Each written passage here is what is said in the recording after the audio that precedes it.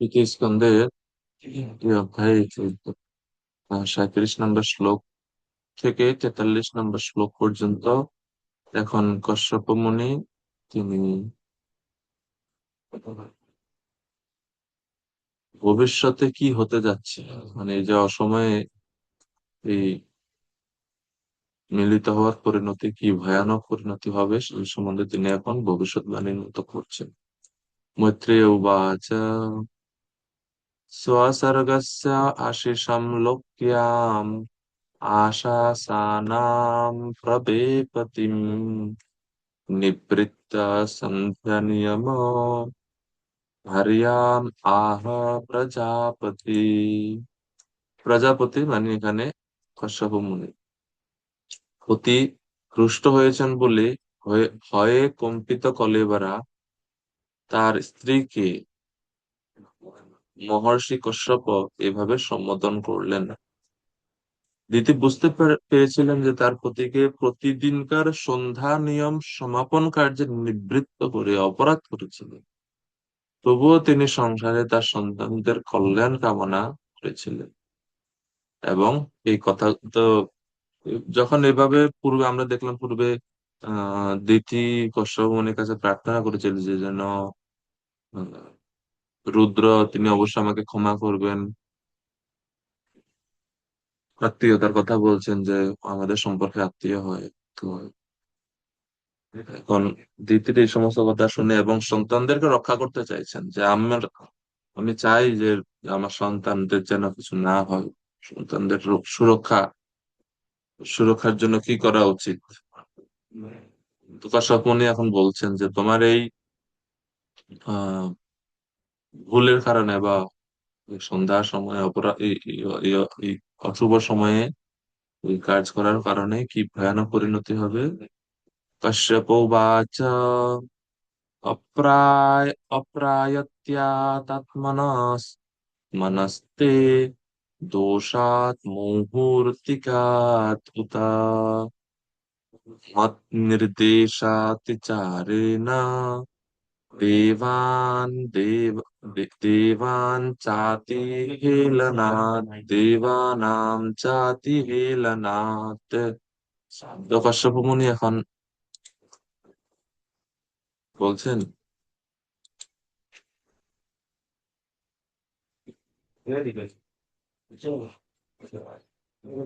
অপ্রায়তাৎ আত্মনস্তে দোষাৎ।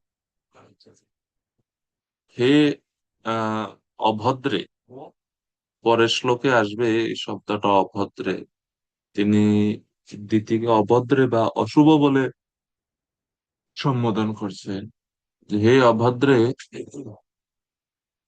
তোমার এই ক্রোধের কারণে, ঈর্ষার কারণে, তে আত্মন অপ্রায়ত্যাৎ, তোমার এই অশুভ চিন্তার কারণে, তোমার চিত্ত অপবিত্র এই কারণে সন্ধ্যার মুহূর্তের দোষ আছে জেনেও তুমি আমার আজ্ঞা লঙ্ঘন করেছো এবং তুমি আমার আদেশ লঙ্ঘন করেছো এবং দেবতাদের অবজ্ঞা করেছো। এই যা কিছু ছিল সবকিছু ছিল অশুভ, সময় ছিল অশুভ, আমার আদেশ লঙ্ঘন করেছিলে সেটা একটা অশুভ, এবং এর ফলে দেবতাদের পর্যন্ত তুমি অবজ্ঞা করেছো। অর্থাৎ শিবের কথা বলেছিলাম আমি যে শিব যে এই সময়ে তার অনুচরদের সহিত ভ্রমণ করেন, সেটাও তুমি শুনোনি। তো সবকিছুই ছিল অশুভ। তো কার্যটা যদি অশুভ হয়, এর পরিণতি কিভাবে শুভ হতে পারে? কার্যটার অশুভ, পরিণতি শুভ আর কি হবে? তো এই হচ্ছে এখন মানে এই কথাগুলো এখন কশ্যপ মুনি একটু ক্রোধের সহিত বলছেন, একটু ক্রোধ সহিত বলছেন। তো পরিণতি কি হবে? দুইটা পুত্র জন্মগ্রহণ করবে যারা হচ্ছে কুলের সম্মান নাশকারী, যেটাকে বাংলা ভাষায় কঠিন ভাষা বলে কুলাঙ্গার। পরের শ্লোকে আসবে ভবিষ্যত তব ভদ্রৌ অভদ্রে জাঠরা ধমৌ লোকান সপালান স্ত্রীন চণ্ডী মুহু আক্রন্দে আক্রন্দেষ্যতঃ। অর্থাৎ হে অভদ্র, তো এখানে আরো তিরস্কার করছেন এখন তিনি দিতিকে, অভদ্র, হে অভদ্রে, মানে হে ভাগ্যহীনা, হে চণ্ডী, চণ্ডী বলেছে মানে ক্রোধশীলা স্ত্রী, তোমার এই অভদ্র আচরণের কারণে, তোমার আমার আদেশ লঙ্ঘন করার কারণে, দেবতাদেরকে অবজ্ঞা করার কারণে দুইটি পুত্র জন্মগ্রহণ করবে ভবিষ্যতে, যারা হচ্ছে অধম, জাঠরা ধম, মানে অভিশপ্ত গর্ভ থেকে তাদের জন্ম হবে।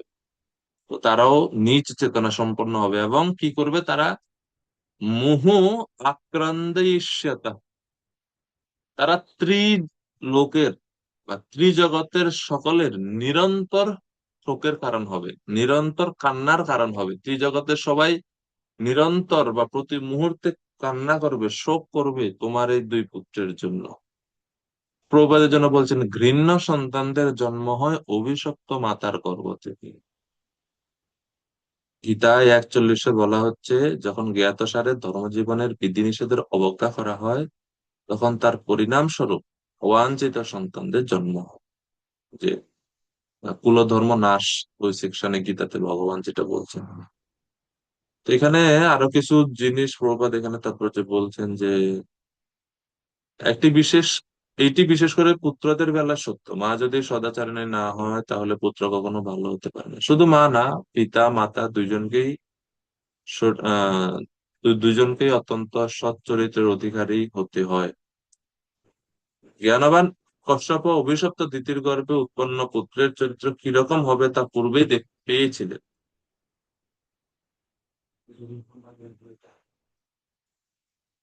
এরপরে 40 নম্বর শ্লোক আরো বলছেন, এই দুই সন্তানের আচরণ সম্বন্ধে এখন বলছেন 40 নম্বর শ্লোকে, যে তারা কি করবে ভবিষ্যতে, আচরণ কেমন হবে। প্রাণীনাম হন্যমানানাম দীনানাম অকৃতাগসাম স্ত্রীনাম নিগৃহ্যমানানাম কোপিতেষু মহাত্মাসু, এভাবে তাদের আচরণ, ভবিষ্যৎ আচরণ। রত্নধারী প্রভু কৃপা করে অনুবাদ করবেন।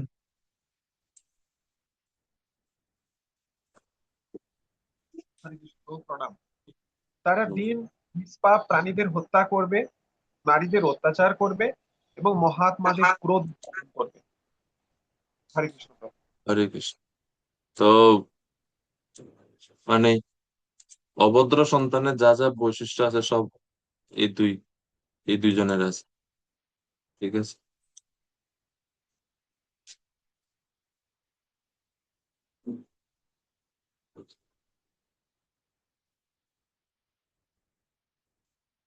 তারা হচ্ছে দীন এবং নিষ্পাপ প্রাণীদের হত্যা করবে। দীন মানে কম শক্তি সম্পন্ন, নিষ্পাপ নিরীহ প্রাণীদেরকে হত্যা করবে অকারণে, কোন কারণ ছাড়া। দুই হচ্ছে নারীদের অত্যাচার করবে, এবং যারা মহাত্মা বা ভক্ত তাদেরকে উৎপীড়ন করবে, তাদের ক্রোধ উৎপাদন করবে। প্রথম দুইটা কারণ, এর ফলে তারা পাপ জমা করবে, আর সর্বশেষ কারণের ফলে তাদের ধ্বংস হবে। মহাত্মাদের ক্রোধ উৎপন্ন যতক্ষণ না পর্যন্ত করবে, ততক্ষণ পর্যন্ত তারা শুধুমাত্র পাপ জমাই করতে থাকবে। তাদের পাপ জমা হতে হতে যখন একেবারে সহ্য সীমার অতিক্রম, তখনই গিয়ে মহাত্মার চরণে অপরাধ করবে। সেটা হচ্ছে প্রহ্লাদ মহারাজ, হিরণ্যকশিপুর বধ। ভগবান হিরণ্যকশিপুকে এত তাড়াতাড়ি বধ আরো লেট করতেন, কিন্তু যখন প্রহ্লাদ মহারাজকে উৎপীড়ন করা শুরু করছে, তখনই ভগবান নৃসিংহদেব এবার এটা সহ্য করতে পারেন। প্রভুপাদ এখানে প্রভুপাদ বলছেন, উম,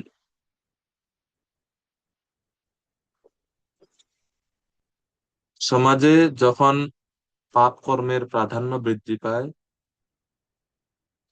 তখন আসলে মানুষের এই মানে সমাজে এই যে পশু হত্যা, নারীদের উপর অত্যাচার এবং ভক্তদের উপরে অত্যাচার, এগুলো দেখা দেয়। সমাজে যখন এগুলো প্রাধান্য দেখা দেয়, তখন ভগবানের কৃপায় স্বয়ং ভগবানের দ্বারা কিংবা তার প্রতিনিধির দ্বারা সামাজিক ব্যবস্থার পরিবর্তন আশা করা যায়। তখনই আসলে ভগবান আসে, অথবা ভগবানের কোনো প্রতিনিধি ভগবান প্রেরণ করে। যখন মানুষ খুব বেশি পাপ কর্মে লিপ্ত হয়ে যায় তখনই ভগবান অথবা ভগবানের কোনো প্রতিনিধি আসে, কোনো এজেন্ট আসেন, হয় কোনো অবতার রূপে বা কোনো কোনো মহাপুরুষ রূপে, নইলে কোনো রোগ, অসুখ বিসুখ রূপে, কোনো দুর্ভিক্ষ রূপে। তদা বিশ্বেশ্বর ক্রুদ্ধো ভগবান লোক ভাবনা হনিষ্যতি অবতীর্যাসৌ যথাদ্রিম শতপর্বদ্রিক।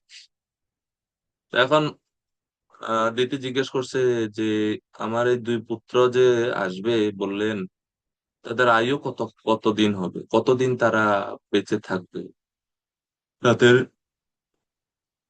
শক্তি সামর্থ্য কত হবে, কেমন হবে, শক্তিশালী না দুর্বল, শক্তিশালী কেমন হবে। তো 41 নম্বর শ্লোকে সেটা ব্যাখ্যা করছেন তাদের আয়ু এবং তাদের শক্তি সম্বন্ধে। রসরাজ প্রভু কিভাবে অনুবাদ করবেন?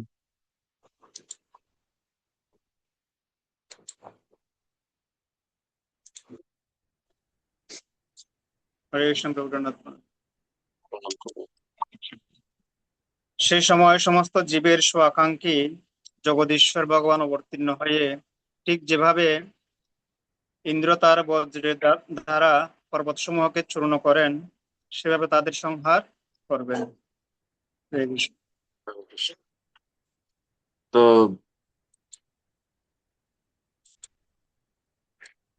ইন্দ্র যেভাবে পর্বত সমূহকে চূর্ণ বিচূর্ণ করেন, সেই রকম ভাবে ভগবান আবির্ভূত হবেন, ভগবান আবির্ভূত হয়ে তাদেরকে কি করবেন, বধ করবেন,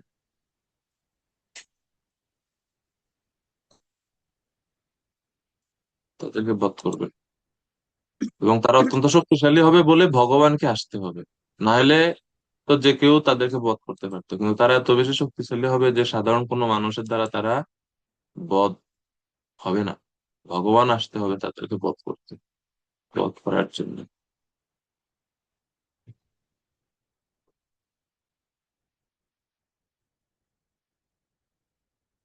শতপর্বদ্রিক এই শব্দের আহ আহ, ভিন্ন ব্যাখ্যা করে বিশ্বনাথ চক্রবর্তী ঠাকুর ওনার কমেন্টের ভিতরে বলছেন যে শতপর্বদ্রিক অর্থাৎ শতপর্বত যাহার, মানে শতপর্বত যার, এটা হচ্ছে বজ্র। বজ্রকে বলা হচ্ছে শতপর্বযুক্ত অস্ত্র, মানে ওই বজ্রের মধ্যে 100 পর্ব আছে, মানে 100টা খাঁজ খাঁজ কাটা আছে বজ্রের মধ্যে। তো সেই শতপর্ব মানে বজ্র যিনি ধারণ করেন তিনি হচ্ছেন ইন্দ্র।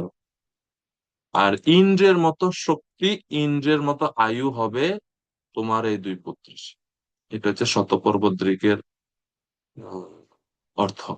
তো ইন্দ্রের সঙ্গে তুলনা করছে, ইন্দ্রের মতো শক্তিশালী হবে এবং ইন্দ্রের মতো আয়ু বিশিষ্ট হবে এই হিরণ্যাক্ষ এবং হিরণ্যকশিপু।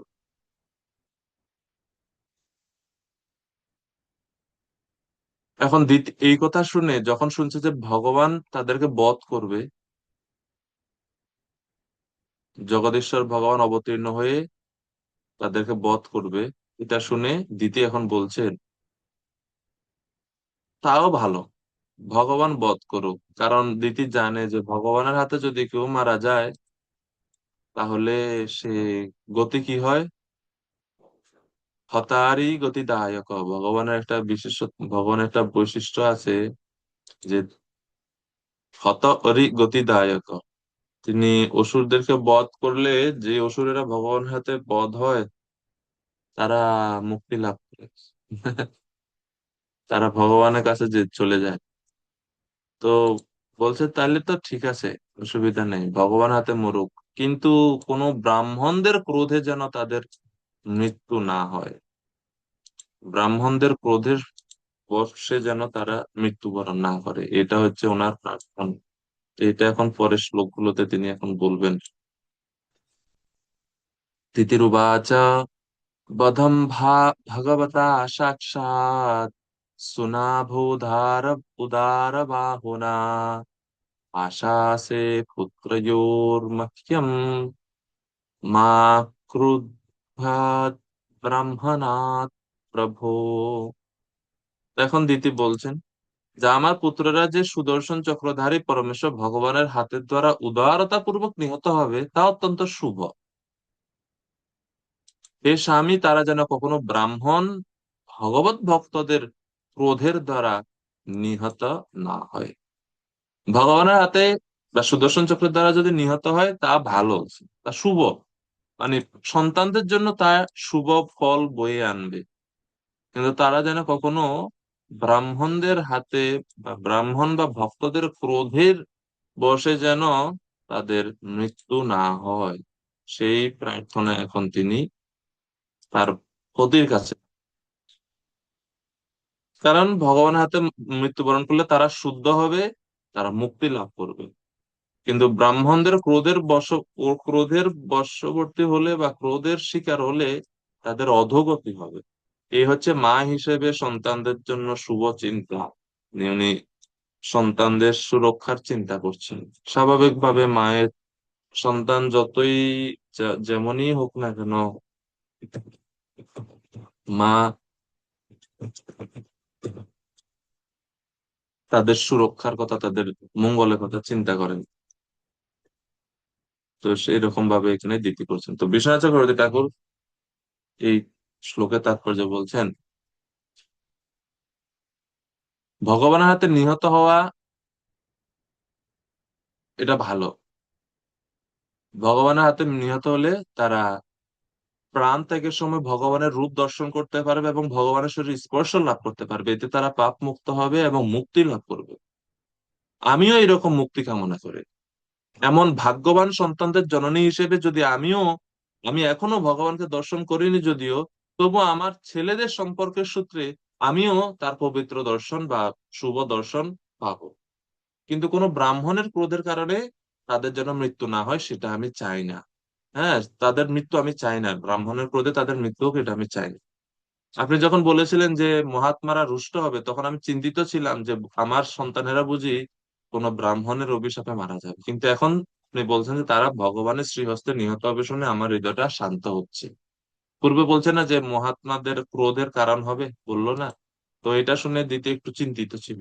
এখন তো বলছে না, ঠিক আছে, তাইলে ঠিক আছে, সন্তানেরা যেন ভগবানের হাতে মৃত্যুবরণ করে। তো এর থেকে আরেকটা পরোক্ষভাবে আরেকটা জিনিস আমরা বুঝতে পারি যে বৈষ্ণব বা ব্রাহ্মণদের ক্রোধ আসলে কত ভয়ানক, এবং তাদের চরণে অপরাধের পরিণতি কত ভয়াবহ।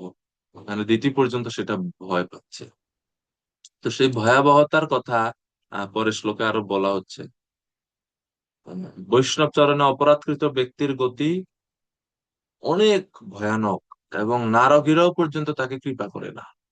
না ব্রহ্মদণ্ড ন ভূতা, সরি, না ব্রহ্মদণ্ড দগ্ধস্য না ভূতা ভয়দস্য চ নরকাশ্চ নুগৃহণন্তি ইয়াম ইয়াম যোনিম অসৌ গতঃ।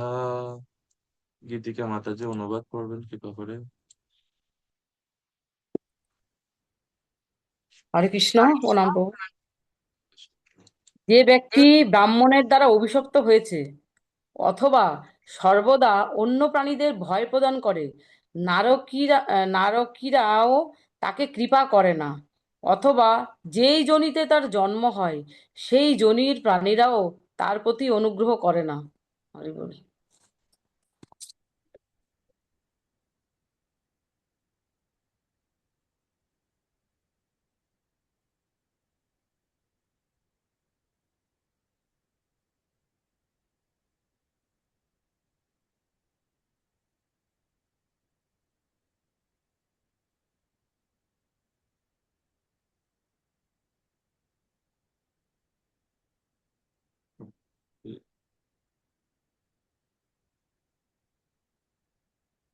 তো পঞ্চম স্কন্ধের 10ম অধ্যায়ের 17 নম্বর শ্লোকে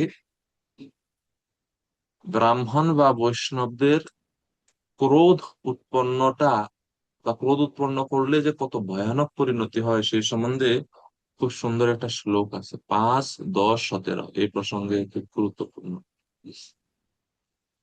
নাহম বিশঙ্কে সুররাজ বজ্রাত না ত্রক্ষশূলাত না যমাস্য দণ্ডাত নগ্ন্যর্কশৌমানিলপিতপাস্ত্রাৎ শঙ্কে ভৃশম ব্রহ্মকুলাবমানাৎ। বলছে এই শ্লোকে যে I am not at all afraid of the thunderbolt of king Indra. আমি ইন্দ্রের বজ্রকে ভয় পাই না একটুও। এমনকি আমি শিবের যে ত্রিশূল সেটাকেও আমি ভয় পাই না। I do not fear the stuff of Yamraj. আমি যমরাজের হাতে যে দণ্ড, যে দণ্ড দিয়ে যমরাজ সবাইকে শাস্তি দেয়, সেই দণ্ডকেও আমি, যমরাজের সেই দণ্ডকেও আমি ভয় পাই না। আমি অগ্নিকে ভয় পাই না। আমি সূর্য, চন্দ্র, বায়ু, এমনকি কুবেরের অস্ত্রকেও আমি ভয় পাই না। তাহলে আপনি কি, কাকে ভয় পান? I am afraid of offending a Brahmin. আমি ব্রাহ্মণকে, ব্রাহ্মণের চরণে বা বৈষ্ণবদের চরণে বা ভক্তের চরণে অপরাধ করাকে ভয় পাই। অর্থাৎ এই অপরাধটা এত ভয়ানক যে ওই ইন্দ্রের বজ্র, শিবের ত্রিশূল, যমরাজের দণ্ড, কুবেরের হাতের যে অস্ত্র, সূর্য, চন্দ্র, অগ্নি, বায়ু, এই সমস্ত কোনো অস্ত্র এই ব্রাহ্মণের ক্রোধের সামনে তুলনা করা চলে না। এগুলো এত ভয়ানক। 5, 10, 17 এটা বলা হচ্ছে। 5, 10 এটা হচ্ছে রঘুগণ এবং জড়াভরতের কথোপকথনের মধ্যে এই শ্লোকটা আছে। তো এটা হচ্ছে মানে বোঝা যায় যে কত ভয়ানক এই বিষয়টা। তো আমাদের সাবধান হওয়া উচিত আমাদের আচরণে, যেন কোনো সময় আমরা বৈষ্ণবদের চরণে অপরাধ করে না বসি। তো এই জন্য এই শ্লোকে বলছেন, দ্বিতীয় বলছে, যে ব্যক্তি ব্রাহ্মণের দ্বারা অভিশপ্ত হয়েছে অথবা সর্বদা অন্য প্রাণীদের ভয় প্রদান করে, নারকেরাও তাকে কৃপা করেন। অথবা যেই জনিতে তার জন্ম হয় সেই জনির প্রাণীরাও তার প্রতি অনুগ্রহ করেন। অর্থাৎ যে হয়তো কোনো পশু জনি লাভ করেছে, সেই পশু জনি লাভ করার ফলে কোনো পশু বা ওই ওই প্রজাতির কোনো জীব তার ওই ওই ওই ওই জীবাত্মার প্রতি কৃপা করে না, যেহেতু সে অপরাধী, সে বৈষ্ণব বা ব্রাহ্মণের চরণে অপরাধ করেছে।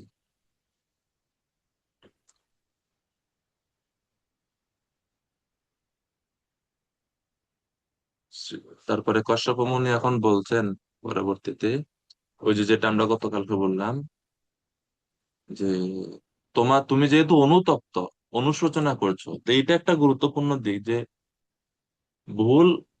ভাগবতমে যে সমস্ত মহৎ ব্যক্তিদের জীবনী আমরা পাই, তারা সাময়িক একটা ভুল করে, কিন্তু ভালো দিকটা হচ্ছে ওনারা ভুলটাকে খুব তাড়াতাড়ি বুঝতে পারে যেটা ভুল ছিল, এবং সেই ভুলের কারণে তারা অনুশোচনা করেন বা অনুতপ্ত হন।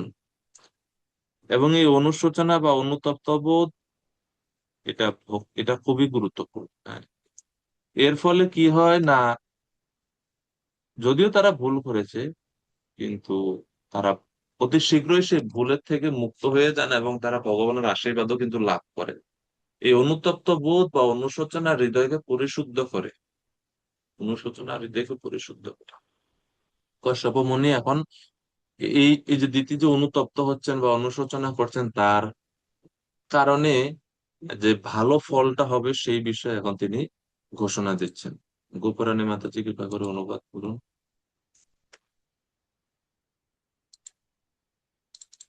পরবর্তী শ্লোক দুইটা।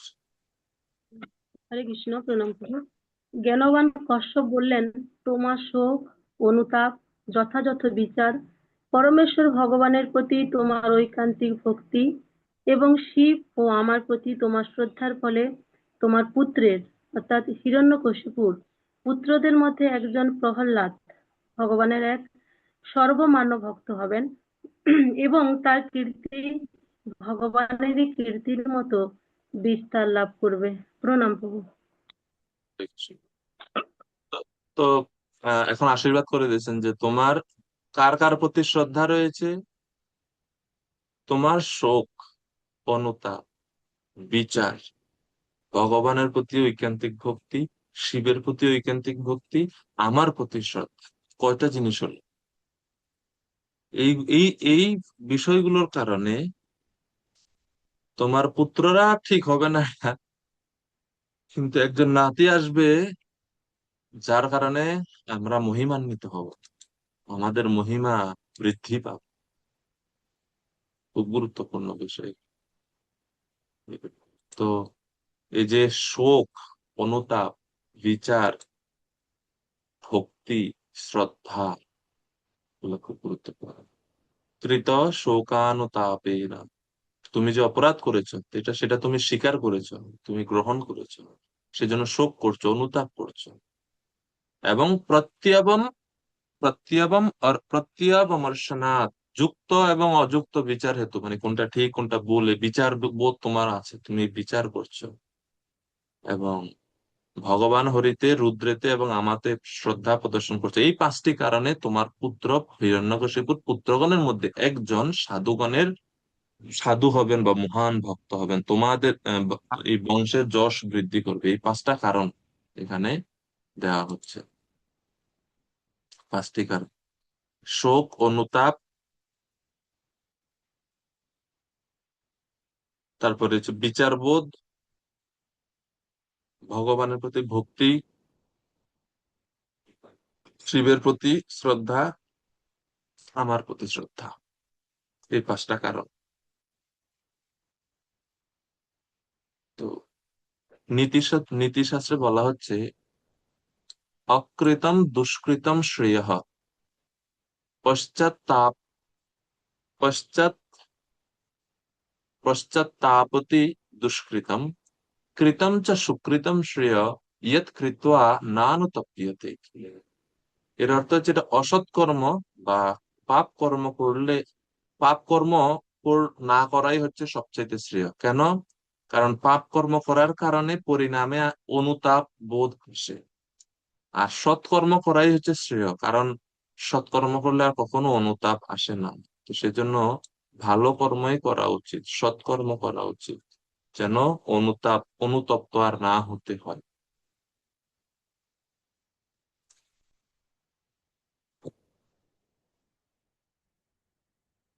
আরেকটা জিনিস হচ্ছে, নীতিশাস্ত্রে আরেকটা সুন্দর শ্লোকে বলা আছে যে যারা সাধু তাদের হৃদয়টা সহজে গলে যায়, আর যারা নীচ চেতনা সম্পন্ন তাদের হৃদয় কখনো গলে না। যদিও কশ্যপ মুনি ক্রোধ করছেন একটু, কিন্তু যেহেতু তিনি ভক্ত, মানে তিনি একজন সাধু, তেনার মহাপুরুষ, সংযত স্বভাব সম্পন্ন ঋষি, সেই কারণে এই যে এখন দিতি যে অনুতপ্ত হচ্ছেন সেটার কারণে ওনার হৃদয়টা শান্ত হয়ে গেছে, তিনি তার ক্রোধ ধরে রাখেননি, ক্রোধ ছেড়ে দিয়েছেন বা ক্রোধ বর্জন করেছেন।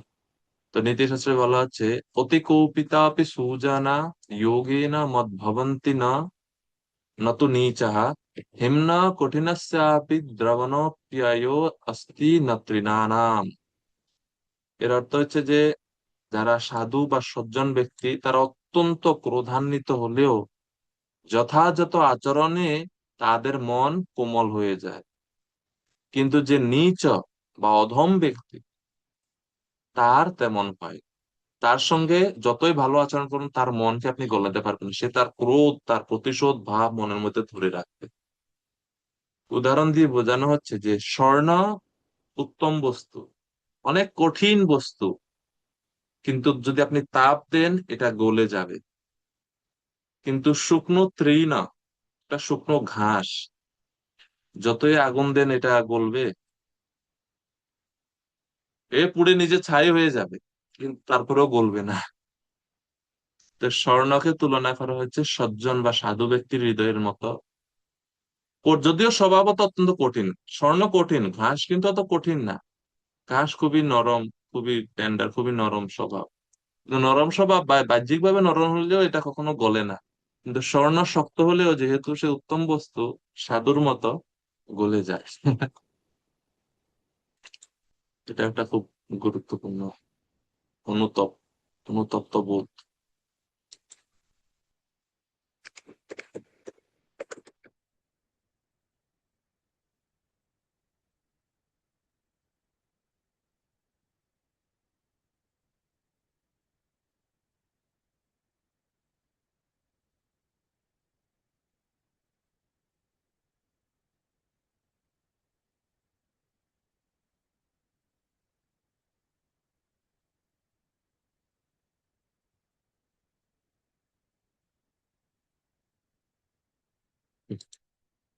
পরে তো আম, এখন প্রহ্লাদের কথা যখন বলছেন, এখন দিতি খুব খুশি যে ও আচ্ছা, আমার বংশে একজন ভগবানের ভক্ত আসবে,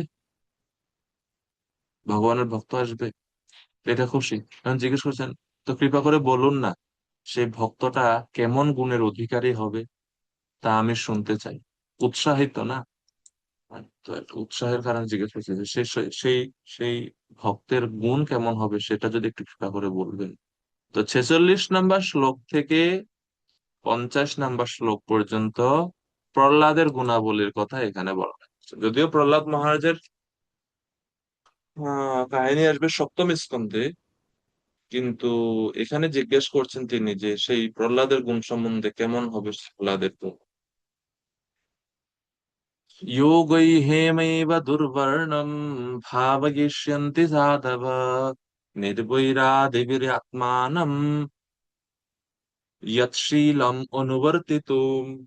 তার পদাঙ্ক অনুসরণ করার জন্য সাধুরা বৈরী ভাব থেকে মুক্ত হওয়ার অভ্যাস করে তার মতো চরিত্র লাভের চেষ্টা করবে, ঠিক যেভাবে নিম্ন স্তরের স্বর্ণকে সংশোধনের উপায়ের দ্বারা সংশোধ সংশোধন শোধন করা হয়। যেমন স্বর্ণ অনেক ব্যবহারের ফলে বা যখন খনি থেকে উৎপন্ন করা হয়, অনেক অনেক অন্যান্য পদার্থ স্বর্ণের সঙ্গে মিশ্রিত থাকে বা ময়লা মাটি টাটি থাকে একসাথে। তো তখন স্বর্ণকে শুদ্ধ করার জন্য কি করে, অগ্নি বা আগুন, আগুন দিয়ে সেই স্বর্ণকে শুদ্ধ করার জন্য চেষ্টা করা হয়। তদ্রূপ যারা সাধু, তারা এই প্রহ্লাদ মহারাজের চরিত্র অনুসরণ করবে। তারা বৈরী ভাব থেকে মুক্ত হওয়ার অভ্যাস করে প্রহ্লাদের মতো চরিত্র বা প্রহ্লাদের মতো আচরণ লাভ করার চেষ্টা করবে, প্রহ্লাদের মতো হতে চাইবে তারা। তো এটা হচ্ছে প্রহ্লাদ মহারাজের আদর্শ চরিত্র, যে ওনাকে অনুসরণ করবে সবাই, সবাই ওনাকে অনুসরণ করবে। তো এটা এরপরে পরের শ্লোকেও আরো প্রহ্লাদ মহারাজের প্রশংসা করা হচ্ছে। নন্দরানী কিঙ্করীর মাতাজি কৃপা করে অনুবাদ করবেন পরের শ্লোকের 47 নম্বর শ্লোকের।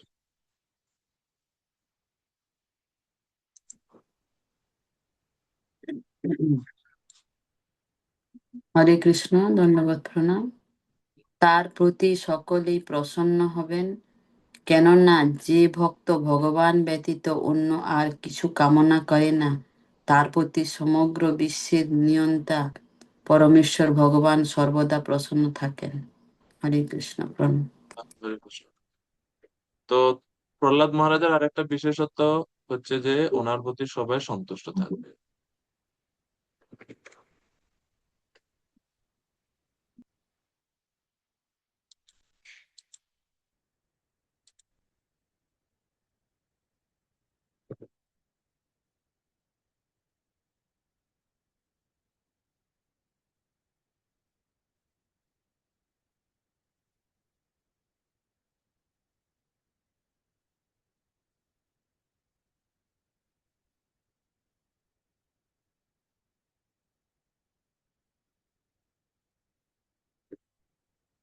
সকলে প্রসন্ন হবে, কেননা ভগবান ভগবান ব্যতীত, যে ভক্ত ভগবান ব্যতীত অন্য কোনো কিছু কামনা করে না, তার প্রতি সমগ্র বিশ্বের নিয়ন্তা পরমেশ্বর ভগবান সর্বদা প্রসন্ন থাকে। তো এটা একটা প্রহ্লাদ মহারাজের খুবই গুরুত্বপূর্ণ দিক, যে ওনার হৃদয়ে কোনো কামনা বাসনা নাই। এমনকি হিরণ্যকশিপুকে বধ করার পর ভগবান নৃসিংহদেব যখন বর দিতে চাইছে, ইচ্ছা করে ভগবান বর দিচ্ছে কিন্তু বর নিচ্ছেন না, বলছে না আমার কোনো বর দরকার নেই, আমি বর চাই কোন, বর নিয়ে কি করবো আমি।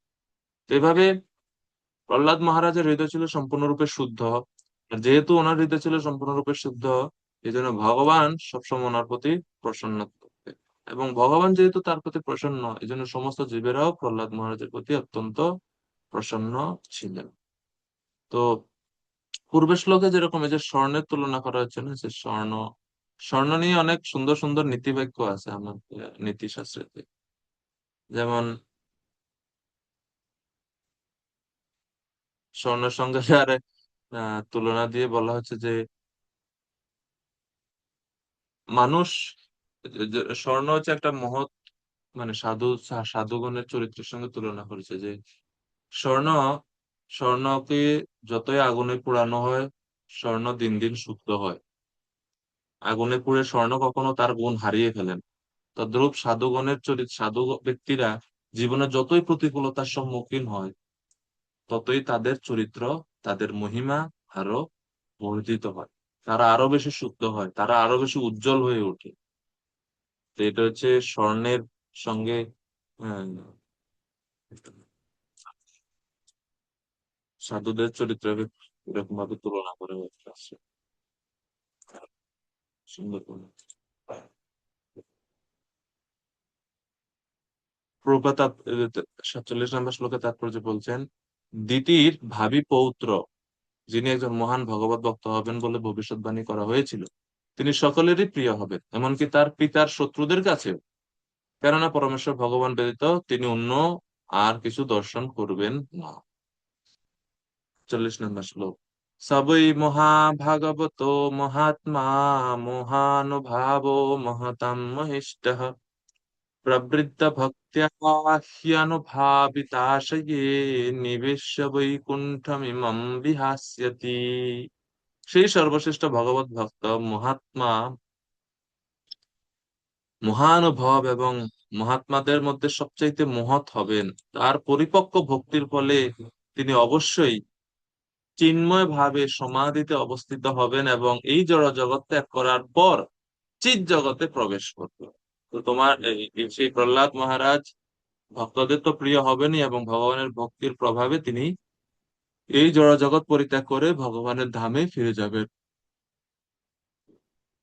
আর কি করবেন? আরো খুব সুন্দর গুণগুলো 49 নম্বর শ্লোকে দেওয়া হচ্ছে।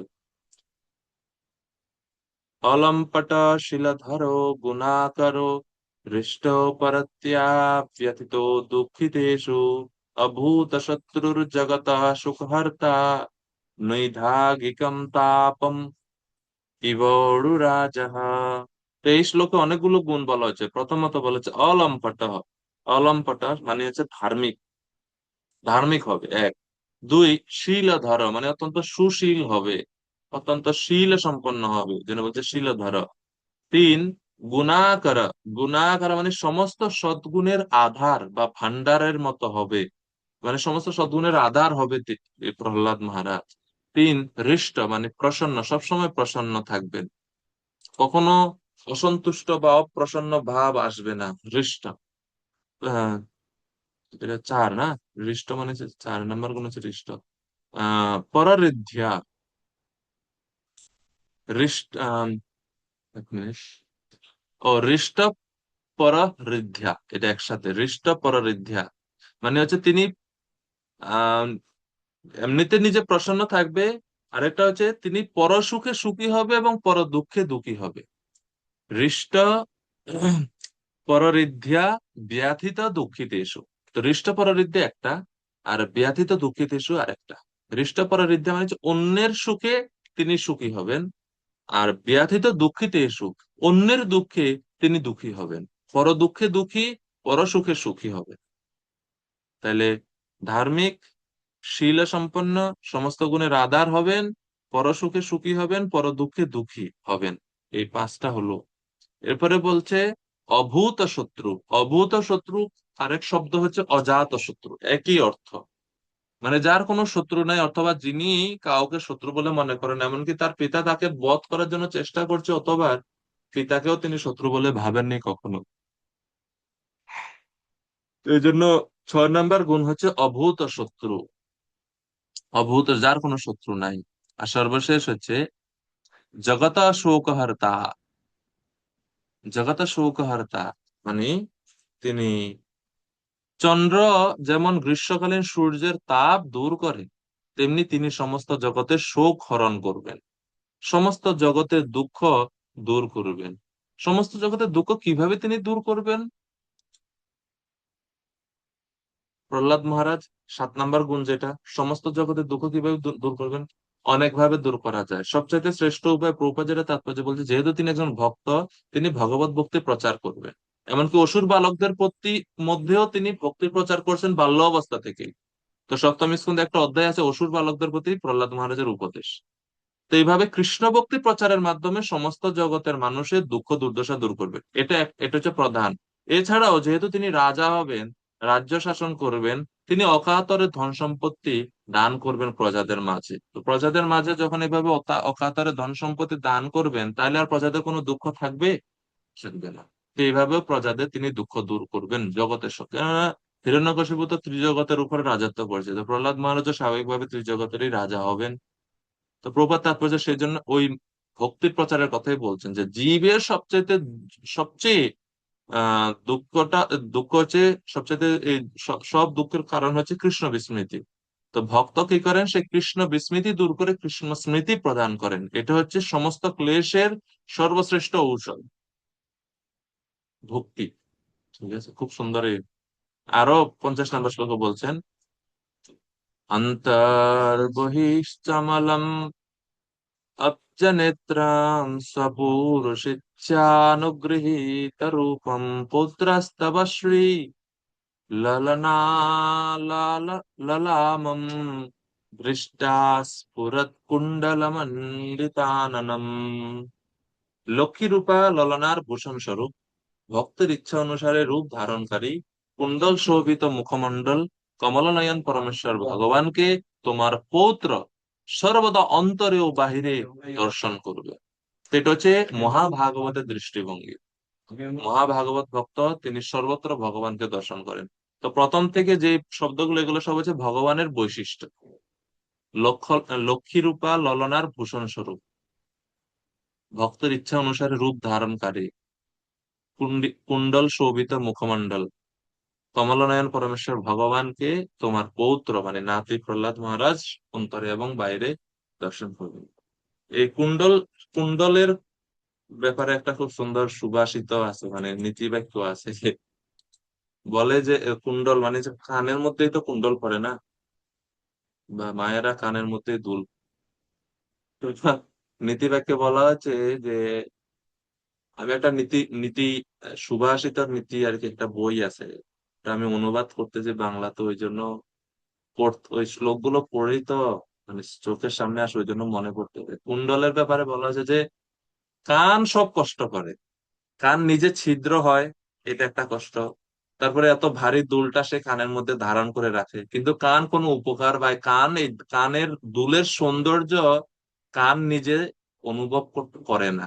কেন করে না? কারণ কানের মধ্যে এটা খালি ঝুলে থাকে, পুরো কান এই দুলের স্পর্শও পায় না, কান এটাকে দেখতেও পারে না। সৌন্দর্যটা কে অনুভব করে জানেন? সৌন্দর্যটা অনুভব করে গালে। তো এই বিষয়ে খুব সুন্দর একটা সুভাষিত, তো সুভাষিত এটা মানে এই এই উদাহরণ দিয়ে সুভাষিততে বলা হচ্ছে যে অনেক সময় পরিশ্রম করে অন্যজন, কিন্তু উপকার পায় বা সুবিধাটা ভোগ করে আরেকজন। তো এই জন্য শ্লোকে বলা হচ্ছে, ভেদ ক্লেশো বহন ক্লেশ কর্ণস্য কুণ্ডল গ্রহণে শোভাতু কপলস্য হি পরস্য কষ্টে অপরস্য সন্তোষ। যে কুণ্ডল ধারণ করতে গিয়ে কান ছিদ্র করার কষ্ট সহ্য করে, আবার সেই কুণ্ডলকে বহন করার কষ্টও সে সহ্য করে, অথচ সে অলংকারের সৌন্দর্য উপভোগ করে গাল। কেন? কারণ যখন মায়েরা হাঁটেন বা এটা যখন দুলে, তখন এটা গালের মধ্যে স্পর্শ হয়। তো এইভাবে একজনের কষ্টে অন্যজন আনন্দ লাভ করে, এটা হচ্ছে সুভাষিত। খুব সুন্দর, এরকম খুব সুন্দর সুন্দর নীতি বাক্য আছে। এই গ্রন্থটা অনেক সুন্দর আছে, প্রয়োজনে কাজে লাগে। তো প্রহ্লাদ মহারাজ তিনি ভগবানকে তার হৃদয়ে ধারণ করে রাখছেন বা ধারণ করেন।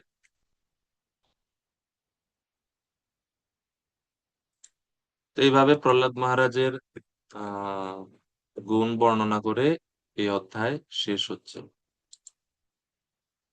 প্রহ্লাদ মহারাজের গুণ বর্ণনা করে অধ্যায় শেষ হচ্ছে। 51 নম্বর শ্লোকে বলা হচ্ছে, মৈত্রী উবাচ শ্রুত্বা ভাগবতম পৌত্রম অমোদত দিতি ভৃশম পুত্রয়োশ্চ বধম কৃষ্ণাৎ বিদিত্বা আসিত মহামন।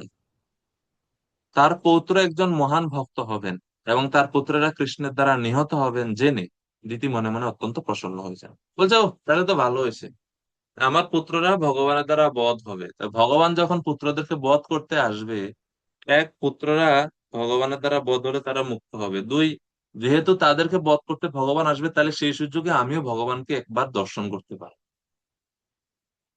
আর 3 নাম্বার হচ্ছে, আমার নাতি তো থাকবে, সেই নাতি ভক্ত হবে। তো নাতির ভক্ত হওয়ার কারণে জানি আমরা যে কোনো কুলে যদি কেউ একজন ভক্ত হয়, তাহলে তার ভক্তির প্রভাবে পিতৃকুল দিকে, মায়ের দিকে, বাবার দিকে সব 14 কুল উদ্ধার হয়। আর প্রহ্লাদ মহারাজের মতো শুদ্ধ ভক্ত, উত্তম ভক্ত যদি হয় কোনো কুলে, তাহলে তো কোনো কথাই নাই। তো এইটা চিন্তা করে দিতে খুবই খুশি। যাই হোক, আমি ভুল করছি, কিন্তু ভগবান কৃপা করছে, আমার দুঃখ নাই। আমি প্রহ্লাদের সঙ্গ পাবো, একজন ভক্তের সঙ্গ পাওয়াটা কত দুর্লভ সুযোগ। তো এই হচ্ছে, ওই জন্য অনেক খুশি। এই বলে এই অধ্যায় শেষ হচ্ছে। ইতি শ্রীমদ্ ভাগবতের তৃতীয় স্কন্ধের সায়ংকালে দিতির গর্ভধারণ নামক চতুর্দশ অধ্যায়ের ভক্তি বেদান্ত তাৎপর্য। এখন পরবর্তী অধ্যায়, পঞ্চদশ অধ্যায়ে আমাদের সময় আছে, আমরা পঞ্চদশ অধ্যায়ে প্রবেশ করব। পঞ্চদশ অধ্যায়টা খুবই সুন্দর একটা অধ্যায়, খুব সুন্দর একটা অধ্যায়। অধ্যায়ের নামটাই দেখুন না, ভগবত ধামের বর্ণনা। আমরা যখন জিবিতে কোর্স করতে গেছিলাম, তো আমাদের তৃতীয় স্কন্ধের উপরে প্রেজেন্টেশন দেওয়ার সময় আমি এই এই এই টপিক নির্বাচন করছিলাম। তৃতীয় স্কন্ধের উপর প্রেজেন্টেশন অনেকগুলো বিষয় থাকে, তো উপস্থাপনার বিষয় অনেকগুলো থাকে, তার মধ্যে একটা বিষয় ছিল এটা। তা আমি প্রেজেন্টেশনের টপিক নির্বাচন করতে গিয়ে যখন লিস্ট দেওয়া হয়েছে, আমি জানাইতে একটু দেরি করছিলাম বলে ভালো ভালো বিষয় সবাই নিয়ে নিছে। তো এই বিষয়টা রয়ে গেছে, এটা আর কেউ দেখি নেয় না। পরে আমি এটা নিলাম, বৈকুণ্ঠ ধামের বর্ণনা।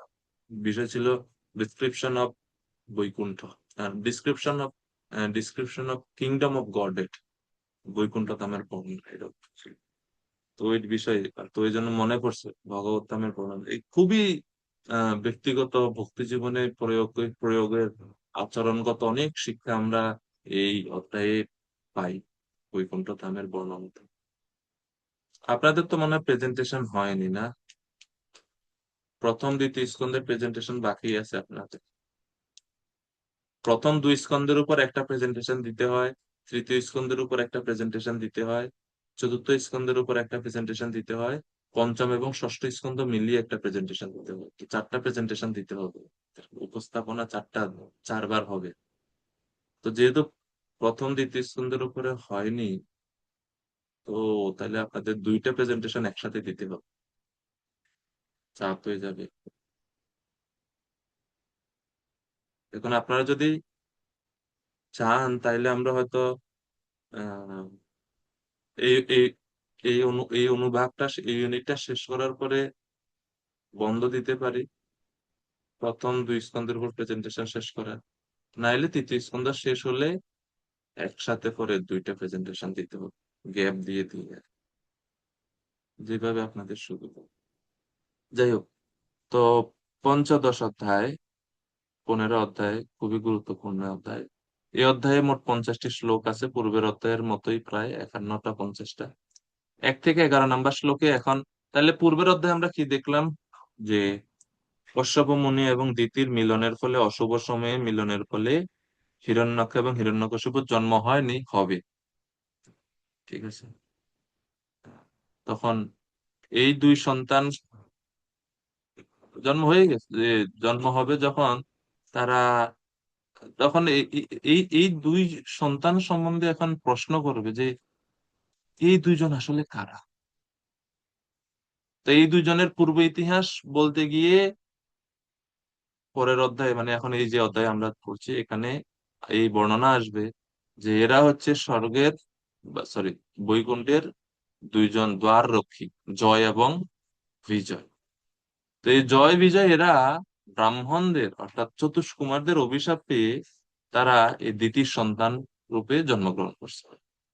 তো এই আলোচনাটা আসবে অধ্যায়ের প্রথমে, জিজ্ঞাসা হবে যে দ্বিতীয় সন্তানরা এরা কারা আসলে।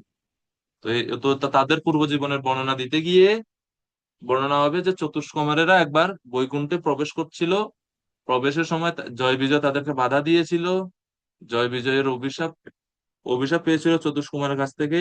এভাবে তারা এই ভগবানের বিরুদ্ধে আচরণ করার জন্য এই জগতে এসেছে। হিরণ্যকশিপু রূপে, রাবণ কুম্ভকর্ণ রূপে, দন্তবক্র শিশুপাল রূপে, তিন জন্ম তারা ভগবানের সাথে প্রতিকূল আচরণ করেছে। তো যখন ওই যে যেহেতু বৈকুণ্ঠে গেছে, চতুষ্কুমারের বৈকুণ্ঠে গেছে না, তো সেই কারণে বৈকুণ্ঠের বর্ণনাটা আসবে, চতুষ্কুমারেরা কি কিরকম ভাবে দেখেছিল বৈকুণ্ঠ। তো সেই কারণে বৈকুণ্ঠের বর্ণনা আমরা এই অধ্যায়ে দেখতে পাবো। মাতাজি বলুন।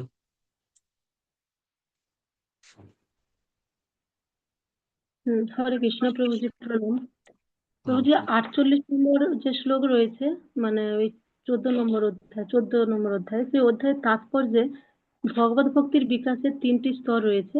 সেই স্তরগুলো যদি প্রভু একটু আলোচনা করতেন, স্থায়ী ভাব, অনুভাব এবং মহাভাব। ও, তো মাতাজি আহ, এই 48 নম্বর শ্লোকের এখানে প্রপাদ এটা বলছেন ভক্তি রসামৃত সিন্ধু থেকে। ভক্তি রসামৃত সিন্ধুতে আহ এই স্তরগুলোর কথা বলা আছে, স্থায়ী ভাব, অনুভাব এবং মহাভাব সম্বন্ধে। তো এই বিস্তারিত ভক্তি রসামৃত সিন্ধুতে আছে। এগুলো হচ্ছে যখন কেউ ভাব স্তরে পৌঁছান, ভাব এবং প্রেম স্তরে, তখন ভক্তদের মধ্যেই সেগুলো প্রকাশিত হয়। তো প্রেমকে বলা হয় স্থায়ী ভাব, এবং যখন তা এক বিশেষ সম্পর্কের দ্বারা সম্পন্ন হয় তখন তাকে বলা হয় অনুভাব। কিন্তু মহাভাব ভগবানের স্বীয় আল্লাদিনী শক্তির মধ্যেই দেখা যায়। তো এটা হচ্ছে ভাব এবং প্রেম স্তরেরই বিভিন্ন পর্যায়। প্রেম হচ্ছে স্থায়ী ভাব, মানে ভগবানের সঙ্গে ভক্তের একটা স্থায়ী সম্পর্ক স্থাপিত হয় এখানে। সেই স্থায়ী ভাবের উপরে হচ্ছে অনুভাব। অনুভাব কি হয়, সেখানে ভগবানের সঙ্গে ভক্তের একটা একটা সম্পর্ক স্থাপিত হয়, একটা বিশেষ রসে সে ভগবানের সাথে প্রেম আদান প্রদান করে। শান্ত, সেটা দাস্যরস হতে পারে, বাৎসল্য রস হতে পারে, বা মাধুর্য রস হতে পারে, দাস্যরস, সখ্যরস হতে পারে। যে কোনো একটা রসে সম্পর্ক স্থাপিত হয় এবং সে সেই রসের দ্বারা ভগবানের সঙ্গে প্রেম আদান প্রদান করে। আর সমস্ত রসের মধ্যে শ্রেষ্ঠ হচ্ছে মাধুর্য রস, এবং মাধুর্য রসের সর্বশ্রেষ্ঠ বা পরম পরাকাষ্ঠা হচ্ছে শ্রীমতী রাধারানী। এবং শ্রীমতী রাধারানীর যে প্রেম, ওনার মনোভাব, যে ওনার হৃদয়ে যে ভাব, সেটা হচ্ছে মহাভাব। মহাভাব স্বরূপিণী রাধা ঠাকুরানী চৈতন্য চরিতামিতে বলা হচ্ছে। তো মহাভাব স্তরে একমাত্র রাধারানীর, এই স্তরে আর কেউ যেতে পারে না। তো ভক্তরা এই স্থায়ী অনুভাব, এই স্তরগুলো পর্যন্ত ভক্তরা আমরা পৌঁছাতে পারি, এর উপরে আমরা আসলে যেতে পারি না। তো এগুলো হচ্ছে ভক্তির বিভিন্ন স্তর, বিস্তারিত আরো ভক্তি রসামৃত সিন্ধুতে বর্ণনা করা হয়েছে।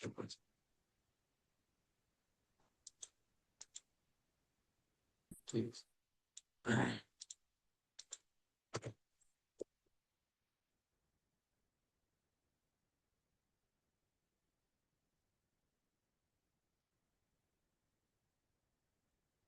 স্থায়ী বলতে যেই ভাব বা যেই যেই স্থিতিটা কখনো নষ্ট হয় না, এটা হচ্ছে স্থায়ী ভাব।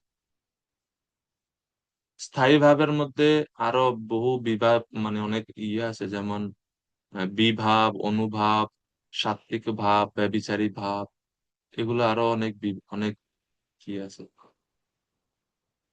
যেমন যেমন মনে করুন নন্দ মহারাজ এবং কৃষ্ণ, তো এনাদের মধ্যে স্থায়ী একটা ভাব আছে, মানে যেমন পিতা পুত্র সম্পর্ক স্থায়ী, এই সম্পর্ক কখনো নষ্ট হবে না। এর উপর ভিত্তি করে আরো এটা হচ্ছে, মানে স্থায়ী ভাবটা হচ্ছে অনেকটা কি কিসের মতো, একটা মনে করেন ভিত্তির মতো, গাছের ভিত্তির মতো বা গাছের গোড়ার মতো। কারণ গাছের মূল একটা থাকে, এখন এই গাছের মূল আছে কিন্তু শাখা প্রশাখা আবার অনেক দিকে ছড়িয়ে পড়ে, আবার অনেক রং বেরঙের ফুল ফলও ধরে গাছের মধ্যে। তো সেরকম এটা হচ্ছে স্থায়ী সম্পর্ক বা স্থায়ী ভাব নন্দ মহারাজ এবং কৃষ্ণের মধ্যে। এর উপরে আবার অন্যান্য ভাবও আসতে পারে সাময়িক ভাবে, বোঝা গেছে? যেমন কোন কোন সময় নন্দ মহারাজ দাস্য ভাবে কৃষ্ণের সঙ্গে কথাবার্তা বলতে শুরু করে, এরকম একটা ভাব হতে পারে। বা কখনো কখনো অন্য ভাবও, অনেক সময় যেমন যশোদা মাতা অনেক সময় শাসন করে, তো এগুলো হচ্ছে স্থায়ী ভাবের উপরে বিভিন্ন আরো বিভিন্ন ভাবগুলো প্রকাশিত হয় কখনো কখনো। এগুলো হচ্ছে রসগত ব্যাপার, তো এই বিস্তারিত আর আমাদের এখানে ভক্তি রসামৃত সিন্ধুকটা পড়লে আরো বিস্তারিত জানা যায়, আমারও অত ডিটেলসে এত ধারণা নেই। এই হচ্ছে বিষয় নিতে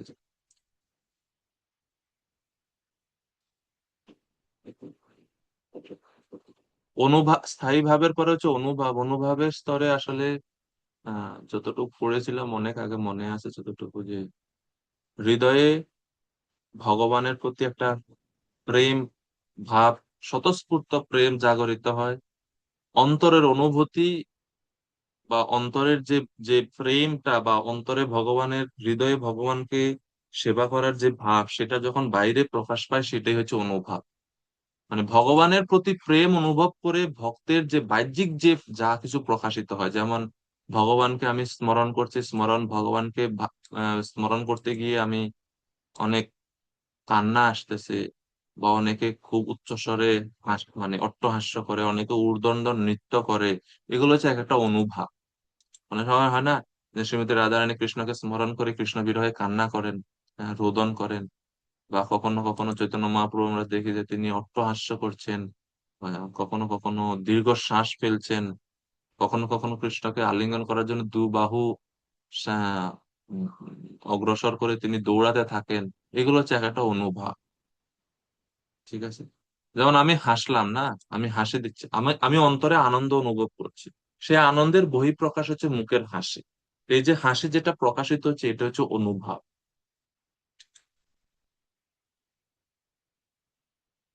যেমন আবার আরেকটা যদি উদাহরণ দিই, যে মাতা যশোদার হৃদয়ে কৃষ্ণের প্রতি যে গভীর স্নেহ, এটা হচ্ছে স্থায়ী ভাব। এই স্থায়ী ভাবের কারণে সন্তানের প্রতি, অর্থাৎ কৃষ্ণের প্রতি ওনার একটা স্নেহ আছে। সেই স্নেহটা প্রকাশিত হয় কিভাবে, তিনি সন্তানকে অর্থাৎ কৃষ্ণকে হয়তো জড়িয়ে ধরলেন। তো এই যে কৃষ্ণকে জড়িয়ে ধরলেন বুকে, এটা হচ্ছে অনুভব। হয়তো কৃষ্ণকে চুম্বন করলেন, এটা অনুভব। অনুভব। আর মহাভাব হচ্ছে প্রেমের সর্বোচ্চ প্রকাশ। প্রেমের স্তরে 9টা ভাগ আছে। যেমন আমরা যে শ্রদ্ধা থেকে প্রেম পর্যন্ত ভাগ, 9টা ক্রম আছে। শ্রদ্ধা, সাধু সঙ্গ, ভজনক্রিয় ভাবে প্রেম পর্যন্ত আছে। শুধু প্রেমের মধ্যে কিন্তু আবার আহ আরো স্তর আছে, যেমন স্নেহ, মান, প্রণয়, রাগ, অনুরাগ, ভাব, মহাভাব। এটা হচ্ছে প্রেমেরও মানে প্রেমের মধ্যে এখন শ্রেষ্ঠতর অবস্থা নিল। তো স্নেহ, মান, প্রণয়, রাগ, অনুরাগ, ভাব, মহাভাব। আরো মাঝখানে আরো একটা না দুইটা ভুলে গেছে। তো এগুলা, এর মধ্যে সর্বোচ্চ হচ্ছে মহাভাব। মহাভাব হচ্ছে প্রেমেরও সর্বোচ্চ অবস্থা। ঠিক আছে, তো এই স্তরে কি হয়, মহাভাব স্তরে প্রেম এত তীব্র, এত তীব্রতর হয় যে এক মুহূর্ত সময় কৃষ্ণ বিরহ এক যুগ সমান মনে হয়। তো এই যে যুগায়িতম নিমেষেন চক্ষুষা প্রবিশায়িতম, যে শিক্ষার সঙ্গে বলা হচ্ছে, এটা হচ্ছে মহাভাব স্তরের কৃষ্ণ চৈতন্য মহাপ্রভুর উক্তি। অ্যাকচুয়ালি এটা অনেক উন্নত স্তর। এই সাধক অবস্থাতে এটা লাভ করা পসিবল না, সাধক মানে আরো উন্নত স্তরে গেলে এগুলো অনুভব হয়। এবং তো কি কি হয়, এক হচ্ছে বিরহটা, এক মুহূর্তের বিরহ এক যুগ সমান মনে হয়। আরো কি হয়, যখন কৃষ্ণ সামনে থাকে, মানে কৃষ্ণ যখন মিলিত হয় কৃষ্ণের সঙ্গে, তখনও বিচ্ছেদের ভয় কাজ করে, যে কৃষ্ণ এখন আছে আমাদের কাছে, হুট করে কৃষ্ণ হয়তো কখনো চলে যেতে পারে। এটা বিরহ ভাবটা কাজ আসে। আর এই মহাভাব স্তরে ভক্তের যে প্রেম, এই প্রেমের দ্বারা কৃষ্ণ সম্পূর্ণরূপে বশীভূত হয়ে যায়। সম্পূর্ণরূপে বশীভূত হয়ে যায় এই প্রেমের দ্বারা।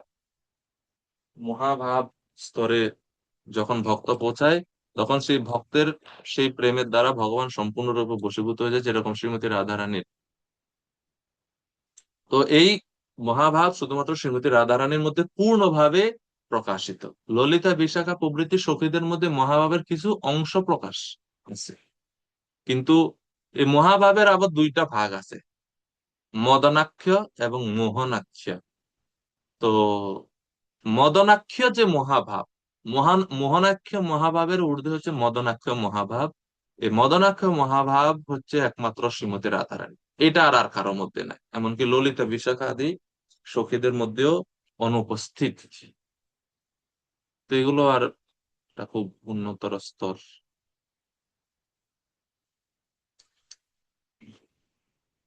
এখন আমরা যদি আর একটা সহজ উদাহরণ দিই, মনে করেন স্থায়ী ভাব হচ্ছে একটা ফুল গাছ, অনুভাব হচ্ছে সেই গাছ বৃদ্ধি হয়ে গাছে ফুল ধরলো, সুন্দর ফুল, রং বেরঙের ফুল দেখা দিচ্ছে, এটা হচ্ছে অনুভাব।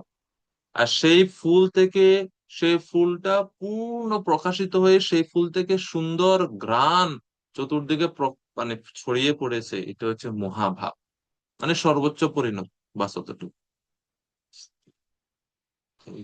ঠিক আছে মাতাজি। শ্লোক 15, সরি অধ্যায় 15 আমরা পড়ছিলাম, যে অধ্যায় রূপরেখাটা আমরা আজকে একটু পড়ি।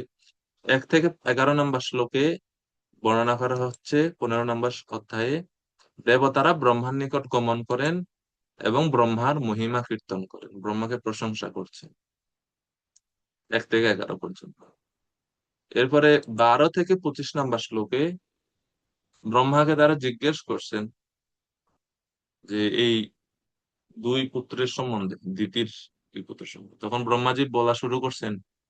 12 থেকে 25 পর্যন্ত ব্রহ্মাজি বর্ণনা করছেন চতুষ্কুমারেরা কিভাবে বৈকুণ্ঠে গেল একবার, সেখানে বৈকুণ্ঠ কিভাবে তারা দর্শন করলো, বৈকুণ্ঠের বৈশিষ্ট্য, এবং কারা বৈকুণ্ঠে প্রবেশ করতে পারে, কারা বৈকুণ্ঠে প্রবেশ করতে পারে না, এই বিষয়গুলো 12 থেকে 25 নম্বর শ্লোকে ব্রহ্মাজি দেবতাদের কাছে বর্ণনা করছেন। এরপরে 26 থেকে 36 নম্বর শ্লোকে বর্ণনা করা হচ্ছে কিভাবে চতুষ্কুমাররা জয় এবং বিজয়কে অভিশাপ দিয়েছিল, চতুষ্কুমারেরা কিভাবে জয় বিজয়কে অভিশাপ দিয়েছিল, সেই বর্ণনা 26 থেকে 36 নম্বর শ্লোকে রয়েছে। আমি চ্যাট বক্সে দিচ্ছি, এখান থেকে লিখতে পারেন চাই। 37 থেকে 45 নম্বর শ্লোকে চতুষ্কুমারদের ভগবানের দর্শন। তো যখন এভাবে গেটের মধ্যে তর্ক বিতর্ক হচ্ছে, ভগবান তো অন্তর্যামী, তিনি জানেন, তিনি তখন এই দরজায় মানে গেটে আসছে। এর মানে চতুষ্কুমারেরা অ্যাকচুয়ালি বৈকুণ্ঠে প্রবেশ করতে পারেন। আমরা অধ্যায় যখন পড়বো, এখানে অনেক সুন্দর বিস্তারিত কিছু কিছু ভাষ্য আছে, আচার্যরা খুব সুন্দর ভাবে ব্যাখ্যা করছেন, এগুলো আমরা দেখবো। তো চতুষ্কুমারেরা যখন এরকম তর্ক করছেন, তখন ভগবান আসেন, গেটে আসেন, ভগবান বৈকুণ্ঠ দেবতী ভগবান গেটে আসেন, তখন চতুষ্কুমারদেরকে তিনি দর্শন দান করেন। 37 থেকে 45 নম্বর শ্লোক। তখন এই চতুষ্কুমারেরা ভগবানের দর্শন লাভ করে এবং ভগবানের চরণের যে অর্পিত তুলসী, সেই তুলসীর ঘ্রাণ চতুষ্কুমারদের নাসারন্ধ্রের মাধ্যমে যখন প্রবেশ করে, তখন তারা ভক্তে পরিণত হন। এরপরে 46 থেকে 50 নম্বর শ্লোকে ভগবানের নিকট কুমারদের প্রার্থনা। চতুষ্কুমারেরাও পরবর্তীতে তাদের ভুল বুঝতে পেরেছেন, যে আমরা ভুল করে অভিশাপ দিয়ে দিয়েছি, তো তারা ভগবানের কাছে ক্ষমা প্রার্থনা করে। তো এই হচ্ছে এই অধ্যায় 46 থেকে 50, পুরো 50টি শ্লোক ব্যাপার। তো আমরা সামনের ক্লাসে শুরু করবো। আমরা এখানে বিশ্রাম রাখছি। হরে কৃষ্ণ হরে কৃষ্ণ কৃষ্ণ কৃষ্ণ হরে হরে, হরে রাম রাম রাম হরে। শিব প্রভুপাদ কি জয়। নিতাই গৌর প্রেমানন্দে হরে। কোনো প্রশ্ন আছে আমাদের? না প্রভু, বলছিলাম ভগবানের আরাধনার চেয়ে ভক্তদের আরাধনা অধিক শক্তিশালী, আপনি একবার প্রশ্নটা দিয়েছিলেন, তো এটা একটু ডিসকাশন করলে ভালো হতো। আপনি প্রশ্নটা আমাদেরকেই করতে বলেছিলেন, লোক সহযোগী। ভগবানের আরাধনার চেয়ে ভক্তের আরাধনা বেশি শক্তিশালী, কি বলবো আমি এখন? আপনি আমাদেরকে টাস্ক দিয়েছিলেন যে গ্রন্থ থেকে অন্যান্য শ্লোকের মাধ্যমে এটা উপস্থাপন ও করতে, আচ্ছা কিন্তু আচ্ছা আচ্ছা আচ্ছা। তো করেছেন? না প্রভু, পারিনি, ওই জন্য আপনাকে জিজ্ঞেস করছি। কবে দিয়েছিলাম আমি এটা? আমি তো ভুলে গেছি, রথের আগে। হ্যাঁ হ্যাঁ হ্যাঁ হ্যাঁ। ওই শ্লোক নাম্বার না বললে তো কোন আচ্ছা, ওটা সেকশন থেকে বলেছি? 3-এর 13 অধ্যায়ের ওই 3-4 শ্লোকে আছে। অধ্যায় 3-4 শ্লোকে। হ্যাঁ হ্যাঁ।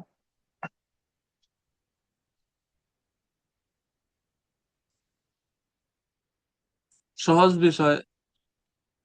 ভগবানের কৃপা প্রাপ্তির জন্য আগে তো ভক্তের কৃপা প্রাপ্তি।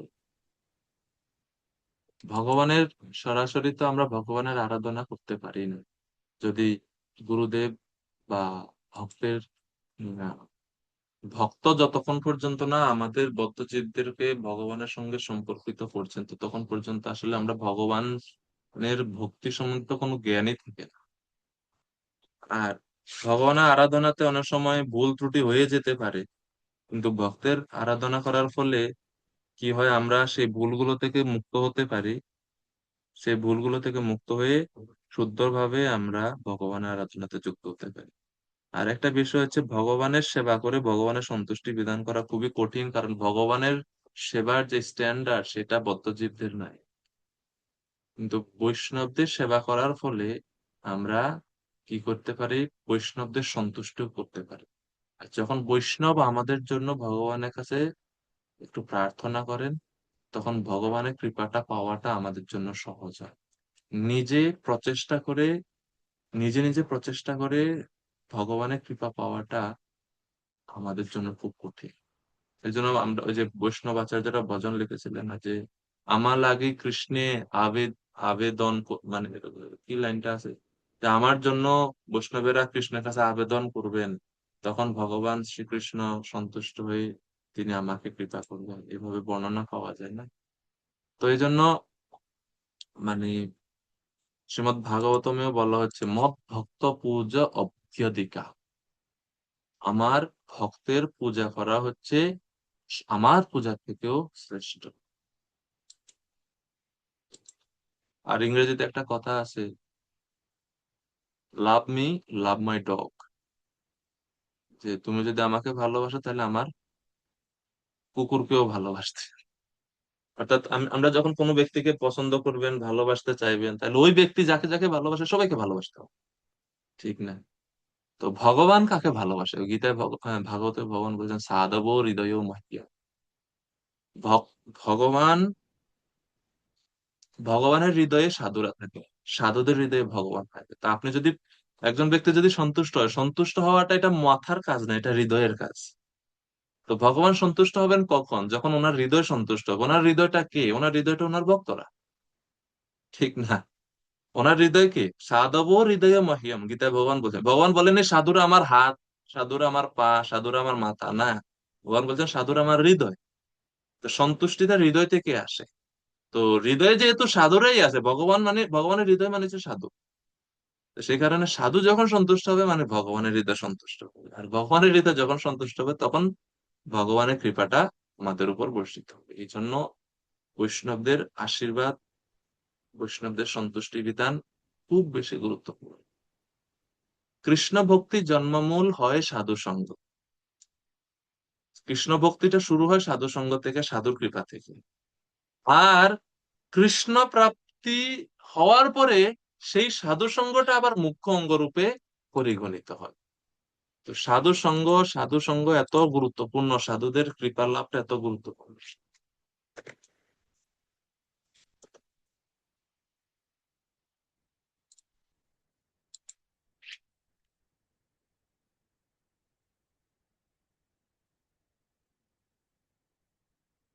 চৈতন্য চরিতামৃতে আছে, কৃষ্ণ ভক্তি জন্মমূল হয় সাধু সঙ্গ, কৃষ্ণ প্রেম জন্মেতে হো পুনঃ মুখ্য অঙ্গ। ভক্ত সঙ্গ বা সাধু সঙ্গ আমাদের ভক্তিতে অগ্রসর হতে সাহায্য করে। আর ভক্তি যখন আমি অগ্রসর হতে হতে একবারে প্রেম পর্যায়ে চলে গেলাম, এরপরে কি, এরপরে আবার সেই সাধু সঙ্গ। সাধু সঙ্গ শুরুতে, সাধু সঙ্গ শেষে, সাধু কৃপা শুরুতে, সাধু কৃপা শেষে, দুই জায়গাতেই দরকার। ঠিক আছে? তো এটা হচ্ছে গুরুত্বপূর্ণ অঙ্গ, গুরুত্বপূর্ণ বিষয়। গোপরানী মাতাজি ব্যাখ্যা করছেন, তিনি উত্তর দিয়েছেন চ্যাট বক্সে, চাইলে আপনারা এখান থেকে এটা সেভ করে রাখতে পারেন। ব্যাখ্যা করুন কেন ভাগবত আরাধনার চেয়ে ভক্তদের আরাধনা অধিক শক্তিশালী। ওইখান থেকে আপনারা এটা আরো সহজ ইয়ে করতে পারেন। এবং তিনি ভাগবতের একটা শ্লোক উদ্ধৃত করছেন এখানে, আদর পরিচর্যায়াম সর্বাঙ্গৈর অভিবন্দনম মদ্ভক্ত পূজভ্যতিকা সর্বভূতেষু মন্মতে। তোমার হৃদয়ে সদা গোবিন্দ বিশ্রাম, গোবিন্দ কহে না মম বৈষ্ণব পুরাণ। কৃষ্ণ সে তোমার, কৃষ্ণ দিতে পারো। ধন্যবাদ মাতাজি। মাতাজি প্রশ্ন উত্তর রেডি করছেন, ঠিক আছে। অন্তরঙ্গ মাতাজি, হরে কৃষ্ণ। শিল প্রভুপাদ কি জয়, শ্রীমদ্ ভাগবতম কি জয়, নিতাই গৌর প্রেমানন্দে হরি হরি।